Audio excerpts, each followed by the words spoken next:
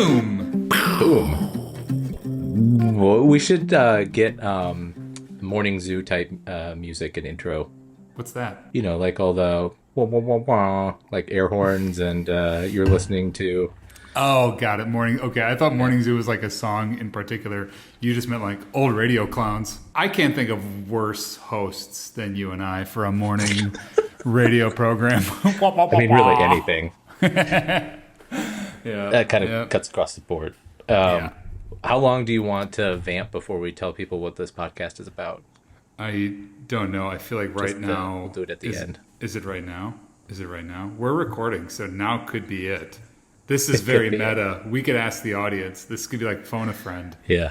Yeah. Tell us what you think in the comment section of whatever. Thumbs Apple. up if you want us to get to it. It'd be a lot of fun to do a live podcast episode where nobody joins. So get into market for when your job is real, but your role is negotiable. And I think we talk about this every week, but wow, has the role felt a little negotiable this week? How about you? Scale of non-negotiable to negotiable. How's your job felt this week? I feel like maybe this just became a therapy couch. It does feel like my role is real this week, but I don't actually know in what ways. Maybe it's like the things that you do week over week changes. Your expectations for what you're going to do. That would be a good idea. Every Monday, I'm in this habit. Maybe we've talked about this. I can't remember. Every Monday, I plan out my week. Here's what I'm going to do. I kind of get things into a bit of a calendar schedule. I do. Mm-hmm. How often does that turn out for you? Like accurately? Well, that's where I was getting to. Wait, a spoiler alert, jerk. I don't actually know how often it does. Some stuff I actually do plan out decently well, where I'll use my little robot tools to kind of like, here's different tasks to do on different days. I have like measurable data, all data is measurable. I have data that demonstrates that I make my Mondays and Tuesdays brutal, like with meetings and just like expectations on myself. And then like, things I say I get done on Mondays, I probably end up doing on Thursdays and that sort of thing. So I'm very imbalanced in that way. Yeah. But if this were a podcast of the list of ways I'm imbalanced, buckle in, y'all. We could be here a while. I think the best job in the world is like the sports analyst people that have like the talk shows on ESPN or whatever that like during the week where they spend like, 1 to 3 hours just making predictions and nobody ever holds them to account on like whether or not their predictions were right. So they get to the next week, they spew out a whole new set of predictions and like, doesn't matter if they're right or wrong. Nobody's like keeping track or like scoreboard of how often these folks are wrong. What a world to like get paid millions of dollars on no accountability predictions and analysis. I want that job. I just want to do that. How do I get that job? That'll go on my list. Not to hurt your feelings, but maybe that would be like not an inaccurate description of product managers. I'm a sportscaster. I'm a B2B software sportscaster. I'm the Stephen Smith of B2B podcasting. All right, what are we actually talking about this week? Well, we are talking about an episode that is kind of a follow-on episode to one we did a few weeks ago-ish. I don't know, it was a little while ago around. That one was about products we bought for the features. And I think this one is products we bought because of the brand associated. So I think we have, and we didn't really talk about the ones that we picked with each other, but I think our total is 5. So I'll let you go first since I think you have 3 of them. You have more. It's because I'm taller. Yeah, it's because you're taller. One of them is platform shoes to make you taller.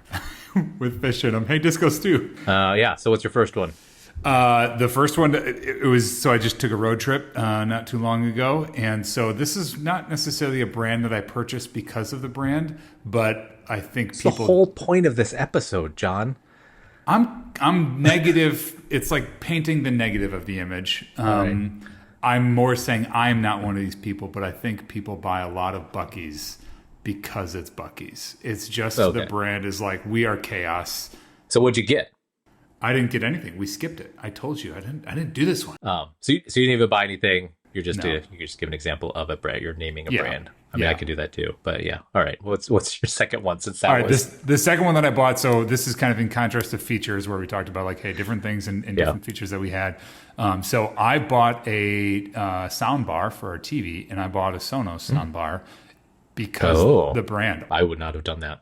I just didn't even know, good, bad, or otherwise, what makes them, what features they have, whatever. It was really just like, I want a sound bar. I don't want to spend a bunch of time, comparing and contrasting features to maybe save $50. I probably could have saved some money. You could have saved more than $50 if you bought a Sonos, but yeah, go on. I bought it wasn't that bad. How much was this Sonos? $300. Yeah, that's a lot for it. How is it? I like it. It's pretty good. Actually, the only thing I do know about Sonos is this was probably 5 years ago. I was looking to get like a HomePod equivalent. I don't know what our HomePod's not like Kleenex where everyone knows that's.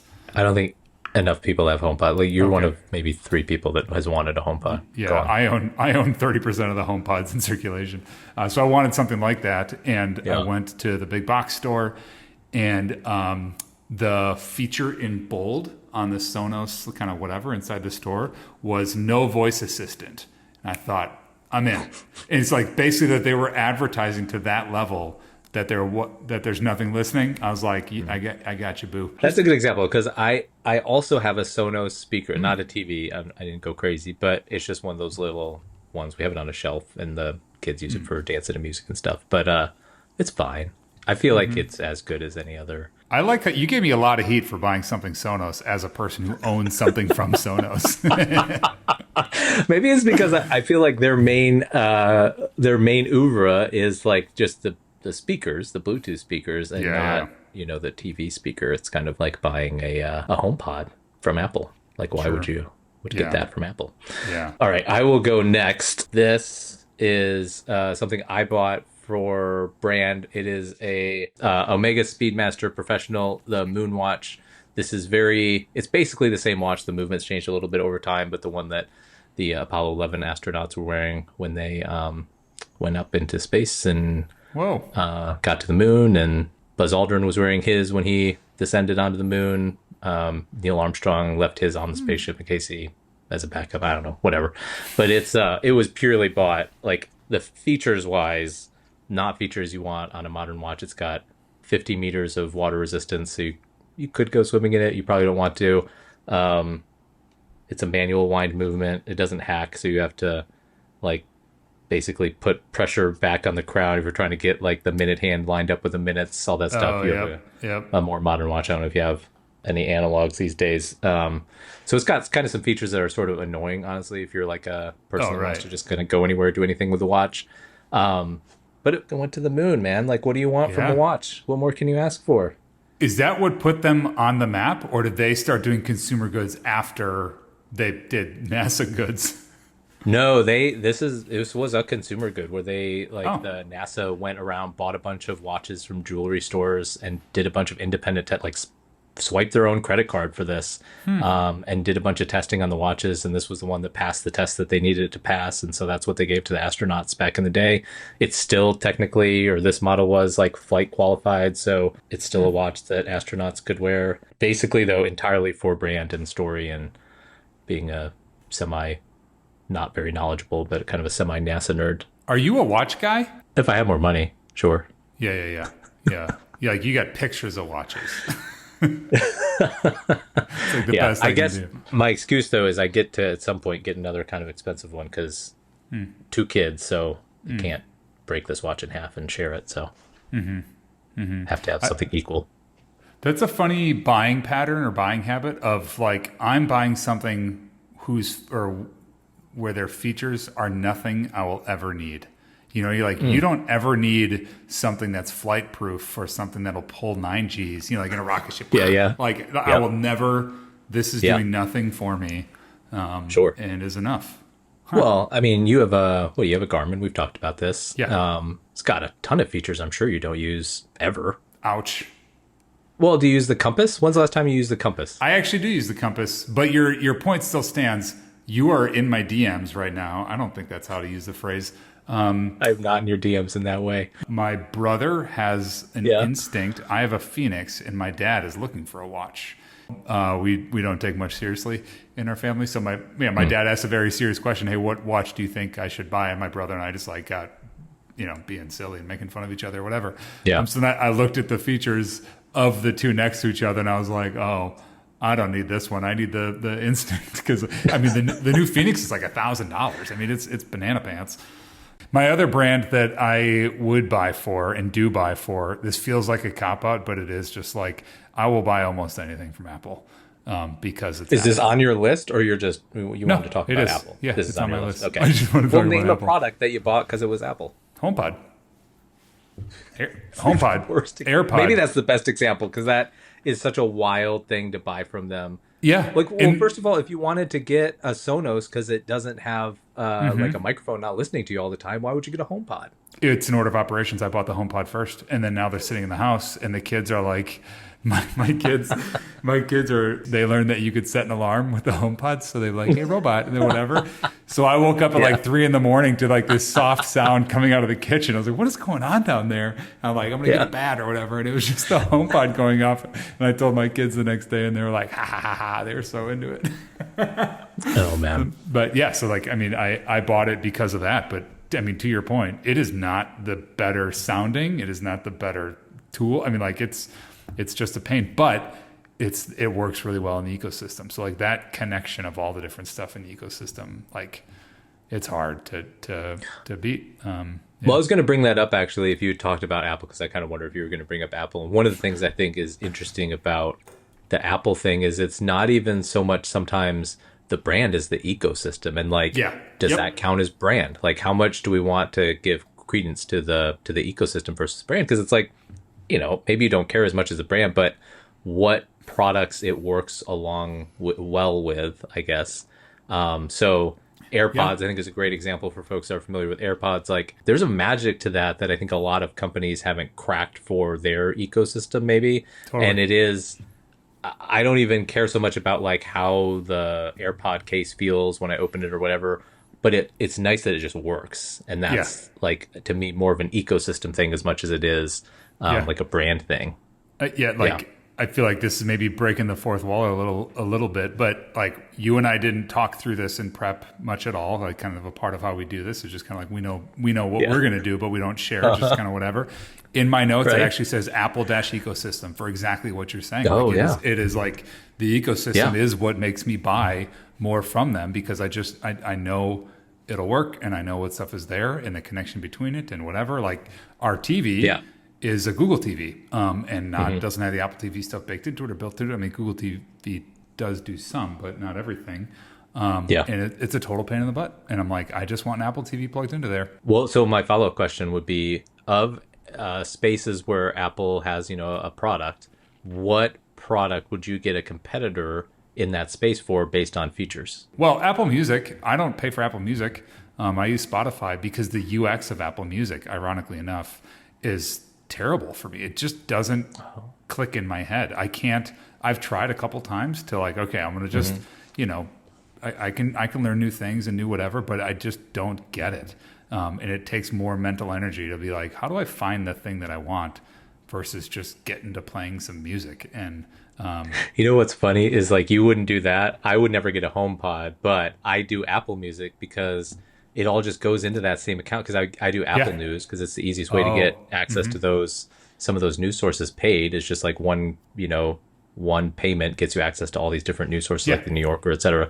And it's just easier to wrap that up as a bundle for me with Apple Music and stuff. So I do use it kind of for that ease of purchasing and just keeping it all in one place thing. And I don't use Spotify because it would be like another place to enter my credit card and shit. And that's just kind of annoying to me. Yeah. We are thinking about moving like I just have to be an adult and start using Apple Music kind of for that reason for our kids. They don't have a way to listen to music. And so we want to have them have a way to listen to music without a screen. And so if we can have that, then we can say, hey, it can like hear their voice and kind of know who's who and play the stuff that they prefer and whatever. But yeah, so anyway, we might Are your switch. kids screen free? Yep. For real? Yeah. They don't watch anything. Well, they don't have devices. Like we'll watch TV and stuff together, but yeah, they don't have devices. Nobody has devices. That's right. You talked about watching the polo match. Good Lord, is that all you let them watch is like Mr. Rogers and polo matches from 2004? Yeah, that's actually my big problem with the change in funding to national broadcasting. I don't know. We're going to watch if PBS goes away. All right. My next one, I think you still have one more after this. My next one is I got this. This is one that I kind of regret buying because it was kind of expensive. I think it was like maybe $180. It is a Benchmade. Oh, yeah. What's this called? I should have looked this up before this episode. Bug Out. It's a mini. Whoa. Benchmade Bug Out mini. And I know like very little about knives. And just kind of it was during like COVID or something, and I was at REI and was like, oh, that looks cool. I'm stressed out. I need a weapon. Yeah. And it's just like a pocket knife. I don't know if there's anything really special about it. It's got a S30V metal stainless blade. I'm sure nobody comments on our stuff, but I'm sure somebody's got notes for me about why this is better than something else or why Benchmade sucks. But they're a well-known brand, and I bought it because of that, I think. And it's kind of dull, honestly. Like, I probably need to, I think I can send it in and get them sharpened for free or whatever. But yeah, not a great brand purchase. I don't know if I would buy another one. Maybe I would if it was like on discount or something, but it doesn't seem like anything particularly special. So sometimes buying the brand doesn't pay off. And that's why maybe that last episode I had more to choose from because of me buying more by feature. I'm getting more into like some bike brands. I buy Trek. Okay. And I think it's because they're based in Wisconsin, and so it's like this kind of like I feel a connection. Are they? To that. Mm-hmm. Maybe I did know that at one point. Yeah, nothing's manufactured there, but they've got a big facility there. And so they assemble Chinese stuff in Wisconsin. Yeah, this is a good transition into lessons learned. We can talk about that. It's not a lesson. I'm going to do a lesson I'm going to teach you right now as my lesson learned. But mansplain me. Come on. I'm going to mess up the facts, which is always my favorite place to be. It's a significant number of bikes are manufactured by the same company in Taiwan, I believe. I have been thinking about this episode of The Simpsons for so long. I know you were like raised Amish or whatever, so you don't know any of these pop culture references. There's an episode of The Simpsons. They go to like a Renaissance fair or whatever, right? And there's all of these like food kiosk tent things, and they're trying to figure out which one to go to. You haven't seen this episode. Don't act like you know. No, I'm following your story, but I don't know what you're talking about. What you're explaining is very straightforward, and I understand. You're saying it at my level. Thank you. Continue. Yeah. Underneath all of these tents, which are in like a big circle, there's just one person feeding all these conveyor belts from the same like bucket of slop, and she's just putting them on, and they're just going up to the different tents as like the different types of food. Yeah. And that to me is like the bicycle thing, where it's just like one company that's pumping out all these things, and then everyone's just slapping their label on it. It is. It's 100% that. I think QBP is the company. It might be Quality Bike Products. I don't know. Google it. What do you want to bet their margins are worse than Trek's? Which is kind of depressing, right? Yeah. Yeah. My lesson learned is, this was on LinkedIn and it cited a couple different sources, but it was basically, I'll just read this. John Thomas I don't know if I'm saying that name right. Editor at LinkedIn News. Corporate AI not delivering yet. Early investments in disruptive technologies follow a cycle. Hype, wild spending, buyer's remorse. We may be reaching the remorseful phase of the artificial intelligence boom, the New York Times reports. A recent McKinsey study found nearly 80% of companies using AI report no significant bottom line impact. Spending is nonetheless expected to approach $62 billion this year, even as 42% of corporations abandoned AI pilot projects in 2024. I'm actually hearing the opposite of that last part, which is that folks aren't seeing, I think that's true, because I talked to an analyst recently who was saying that like, who was agreeing like they're not getting the value that they expected to, or they're not seeing the ROI that they expected to, but it's not limiting or constricting their spending on it. They're still thinking like it's still like a fool's gold thing. It'll pay off eventually. Like we will make this work. It'll pay for itself eventually. And so I think maybe that last part, like I don't think folks are remorseful about it. There's still though unkept promises around what this will do for folks. I think there are a lot of companies that have tried to use AI to do headcount cuts, and then I think we've seen some of those where their follow-up article has been like, oh, well, they actually kind of had to hire back or reskill some of their folks for some other things because whatever, they didn't see the efficiencies. Right. We've adopted AI in a pretty relatively forward way, but we haven't tried to necessarily tie that into like headcount reductions at present. Yeah.